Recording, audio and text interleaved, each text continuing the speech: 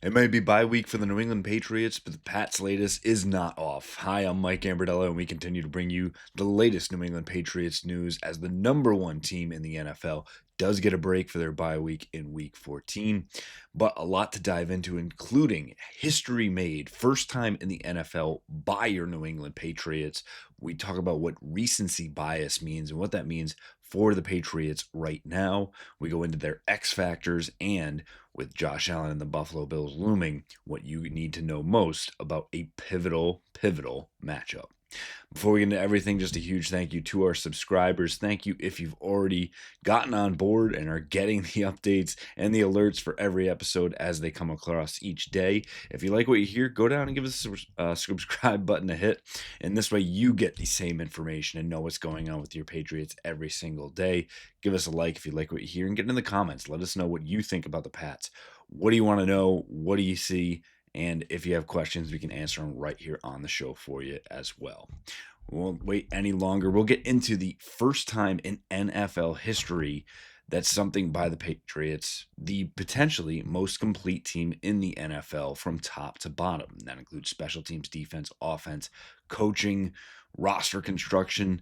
It's crazy to think about a team that was 4-13 each of the past two seasons could even be in that conversation. But this next stat actually shows that this is true because the Patriots are the first team in NFL history with 10 straight games, yes, falling in line with their 10-game winning streak, of scoring 23 or more points and allowing 23 or fewer points in a single season. Now think about that. A 10-game stretch that has nothing to do with wins. So for Patriots even going 10 games and winning all of those as well, making sure you're getting over 23 points, which tough to do, especially in today's NFL, but I think even more so, but allowing 23 or fewer. And that's why the Patriots are the most complete team in the NFL. They're able to move the ball. They know what they're doing and schematically on offense, especially with Josh McDaniels. But on defense, they are making life difficult for opposing offenses to get into their systems and what they want to see accomplished. And it is very reminiscent of Patriots teams of old. And that's where Mike Vrabel was the absolute correct hire for this team and makes things really start to click the same way.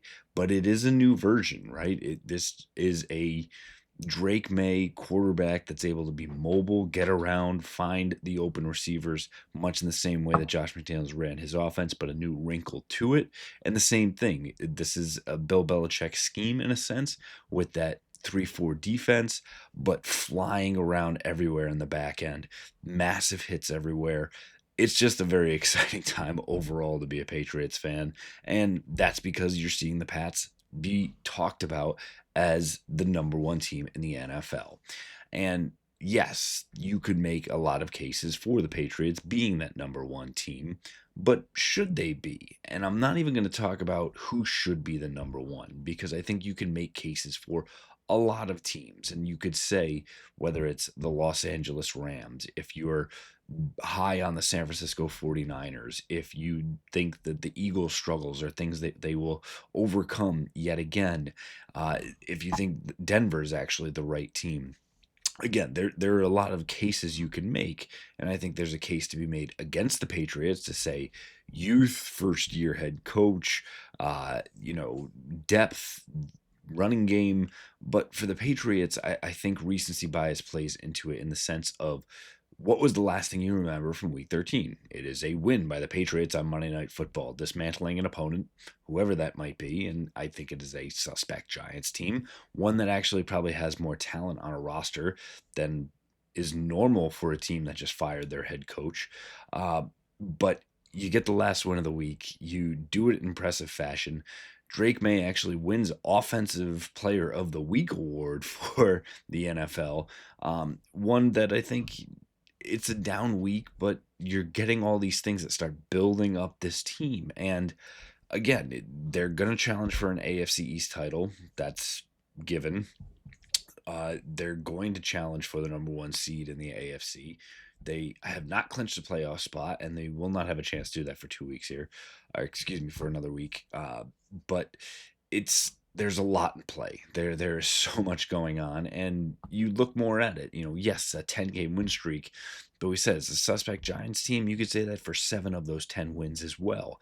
So while there is a multitude of things that you could hang your hat on as being amazing things and positive things for this Patriots team, I think the lower level of competition, I think the way that things have played out, I think getting prime time, getting some bottom tier of the NFL schedule, and strength of schedule says exactly that, one or two, depending on which metric you look at.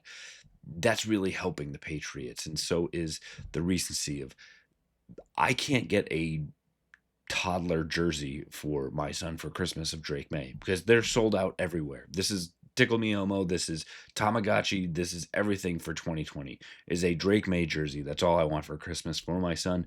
Can't get it. They're sold out.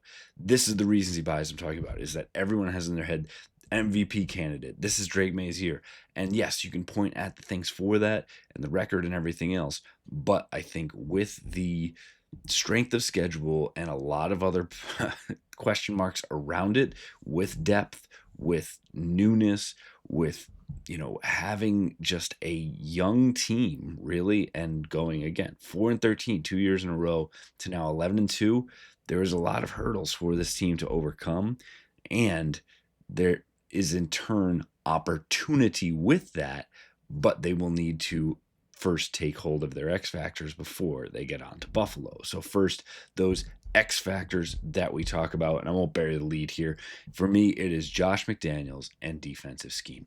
Josh McDaniels took that year off in football, was absolutely the right thing for him. He gets back to a place where he is so familiar. He is put in a place where he can be absolutely that, a fantastic football mind, and not have to worry about things as much with Mike Vrabel at the helm, but really Josh McDaniels steering this car.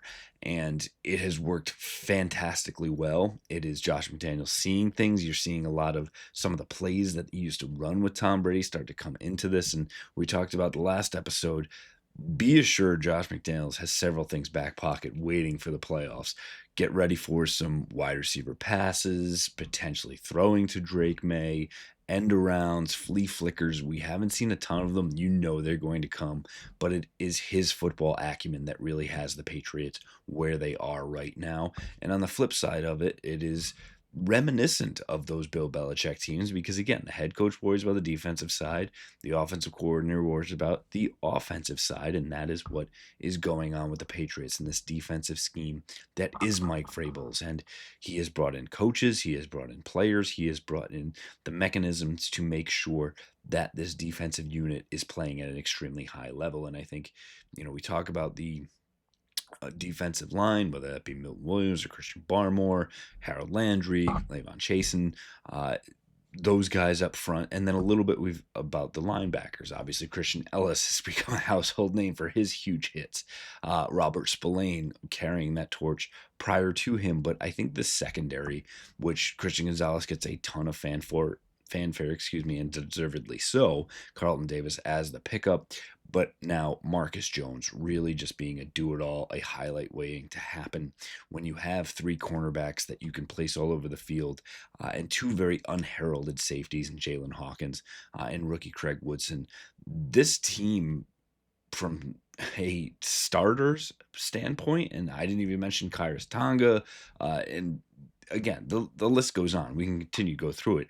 But this, when you already have these pieces that are really strong, the sum becomes, much, much bigger because of those pieces. And it's added up to, yes, Houston Texans get the fanfare of being the best defense in the NFL. You're starting to see why the Patriots can be a very, very strong defense. Again, maybe a little too much of that bend don't break for some people, that they're not going to be fully bought in, but it really is the difference maker and a true X factor for these Patriots with this rematch versus Josh Allen on deck. And that the Bills are going to have their ears pinned back. They're going to want to come up or come down over wherever you are on the map, into Foxborough and make up for a huge loss. And Mike Vrabel hit in his press conference that NFL teams are 16-12 coming off the bye. And he kind of said that to make sure that, hey, we don't have a huge advantage going into this game just because we get a bye week going in.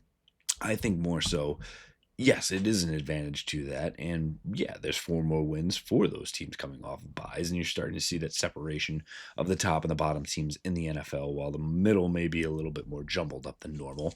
But again, this is a difficult matchup.